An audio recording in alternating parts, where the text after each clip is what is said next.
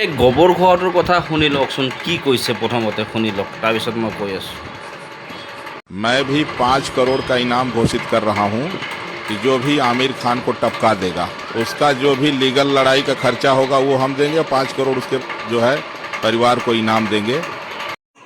নমস্কাৰ বন্ধুসকল, আজি এজন সাধু সন্যাসী অৰ্থাৎ অন্ধভক্ত গোবৰ আৰু মুঠ খোৱা এজন পণ্ডিত আজি আমিৰ খানৰ দৰে মানুহ এজনক চিফাৰিছ দিছে 5 কোটি টকা দিব আমিৰ খানক যদি কোনোবাই টপকাই দিয়ে। ভাষাটো সাধুৰ ভাষা টপকাই দিব লাগে। আৰু কি কৈছে যে 5 কোটি টকা ইনাম দিব। আৰে ভাই, পিন্ধনত কাপোৰ নাই, খাবলৈ খাদ্য নাই, থাকিবলৈ ঠাই ঠিকনা নাই, 5 কোটি টকা 5 কোটি টকা ডাঙৰ কথা নহয়।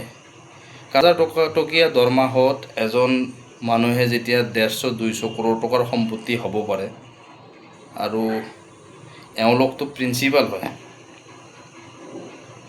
কি কৈছোঁ গম পাইছেনে আপোনালোকে?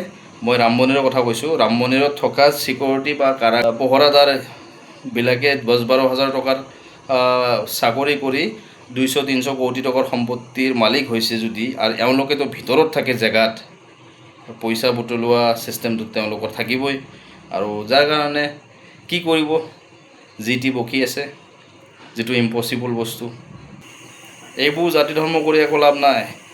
আৰু অসমত অসম তথা গোটেই ভাৰতবৰ্ষত এডুকেশ্যনৰ কমি হৈ আছে, যাৰ কাৰণে এইবিলাক ওলাই আছে আবৰা আৱৰ্জনা।